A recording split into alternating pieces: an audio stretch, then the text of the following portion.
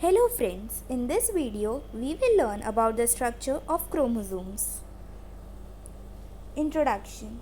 Cell division is one of the most fundamental characteristics of life.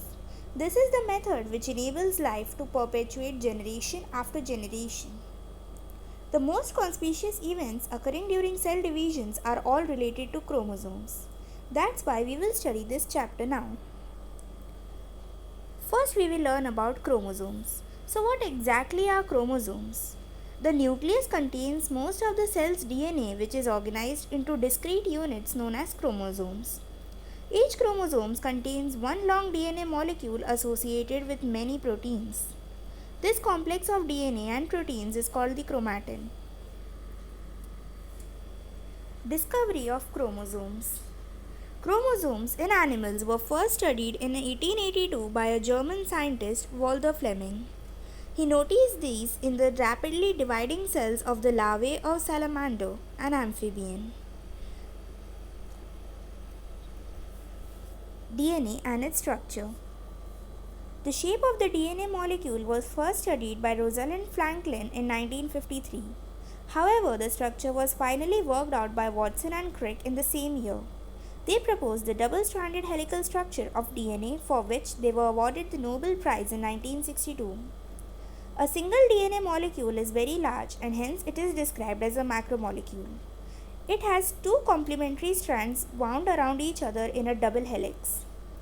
Each single DNA strand is composed of repeating nucleotides which are made of three components: phosphate, sugar, that is pentose sugar, arranged lengthwise, and a nitrogenous base attached to the sugar inwards.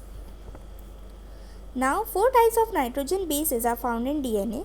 These are adenine, guanine, cytosine, and thymine. Let us learn about histones. Histones are the proteins that help in the coiling and packaging of DNA into structural units called nucleosomes. The DNA strand winds around a core of 8 histone proteins called the histone octamer. Each such complex is called a nucleosome. An individual nucleosome can be imagined like a football around which a long rope is wound with one or two loops. Each human has at least 2 meters of DNA. Next, we come to the structure of chromosomes. Each chromosome in its condensed form as visible during the start of cell division consists of two sister chromatids joined at some point along the length. The point of attachment is called centromere and it appears as a small constricted region. Each chromosome centromere is located at a particular site. The centromere also serves to attach to the spindle fiber during the cell division. What are genes? Genes are specific sequences of nucleotides on a chromosome that encode particular proteins which express in the form of some particular feature of the body.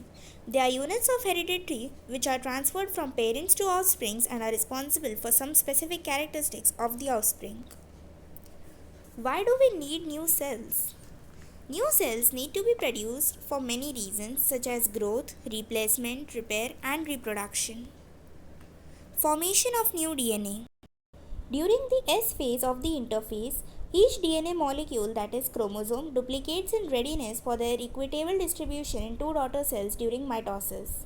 For the replication, the DNA double helix opens at one end, making the two strands free, to which new strands begin to form. This process continues in a sequence for the whole length of DNA. The entire replication is a very complicated process which you will study in detail later. Thank you.